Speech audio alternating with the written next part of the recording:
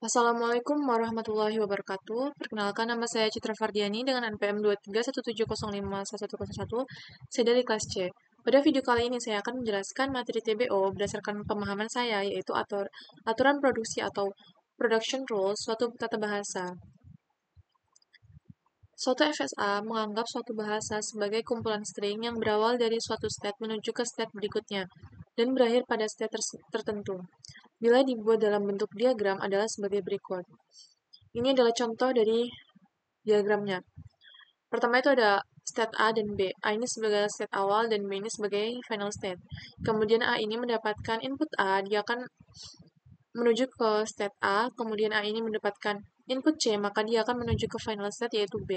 Kemudian B ini mendapatkan input B, maka dia akan menuju ke state B yaitu sebagai final state. Pada mesin di atas dapat dinotasikan dalam ekspresi reguler A asterik C, B asterik. Dapat pula dirumuskan dalam suatu aturan produksi atau production rules tata bahasa reguler. Kemudian ada aturan produksi tata bahasa reguler. Batasan alfa ini tuh menghasilkan atau menurunkan beta, di mana alfa ini berisi satu simbol variabel, sedangkan B berisi simbol variabel atau terminal. V ini menghasilkan atau menurunkan V, di mana TV ini T epsilon. Simbol variabel V itu atau non terminal masih bisa diturunkan. Misal A, B, dan C. Kemudian simbol terminal T itu merupakan hasil yang diturunkan. Misalnya A, B, C, 0, dan 1. Kemudian simbol epsilon ini merupakan string kosong. Kemudian ada tuple suatu tata bahasa formal yang dinyatakan dengan 4 tuple, yaitu dia sama dengan V, T, S, P, di mana V itu merupakan himpunan simbol variabel, T ini sendiri merupakan himpunan simbol terminal, S ini merupakan simbol awal, dan P ini merupakan himpunan aturan produksi. Kemudian ada penurunan dari tata bahasa reguler. Yang pertama itu ada linear kanan dan yang kedua itu ada linear kiri.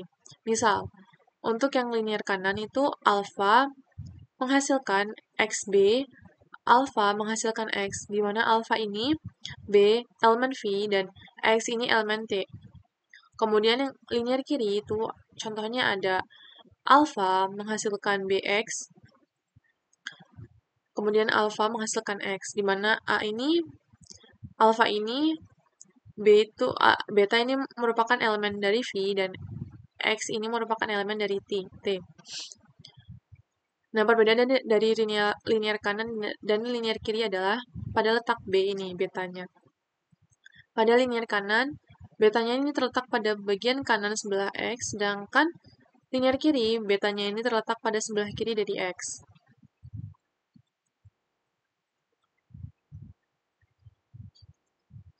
Kemudian ada contoh untuk merumuskan aturan produksi dari suatu FSA.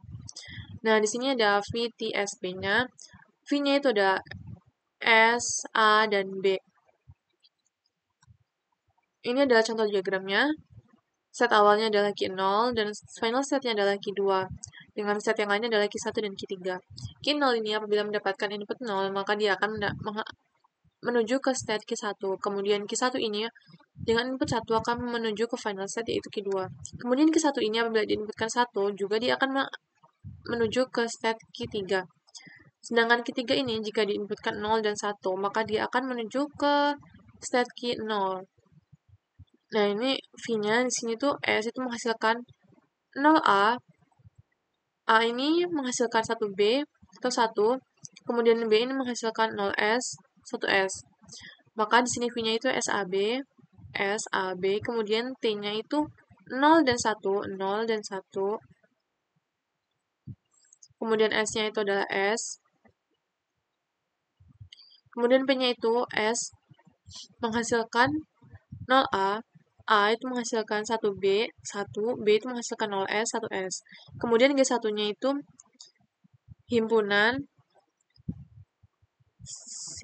S, A, B, kemudian himpunan 0, 1, S, himpunan S menghasilkan 0A, A menghasilkan 1B, dan B itu menghasilkan 0S, 1S. Kemudian di sini ada contoh yang kedua, untuk merumuskan aturan produksi dari suatu FSA. Di sini ada diagram dengan state Q0, Q1, Q2, Q3, Q4, dan Q5. Dapat dilihat di sini diagramnya. Maka di sini dia akan menghasilkan V-nya itu S, A, B, C. Di mana S itu menghasilkan AS atau BA, kemudian A ini menghasilkan B atau C atau epsilon, kemudian atau himpunan kosong, epsilon itu adalah himpunan kosong, kemudian B ini menghasilkan AB atau BD, kemudian C ini menghasilkan BD atau AE, kemudian D ini menghasilkan AE atau epsilon atau himpunan kosong. Di mana V-nya itu, maka V-nya itu adalah S, A, B, C, kemudian T-nya itu adalah A dan B, kemudian S-nya itu adalah S, kemudian P-nya itu adalah himpunan S yang menghasilkan AS atau BA, kemudian A itu menghasilkan B atau C atau epsilon atau himpunan kosong, kemudian B itu menghasilkan AB atau BD, kemudian C ini menghasilkan BD atau AE, dan D ini menghasilkan AE atau epsilon atau himpunan kosong.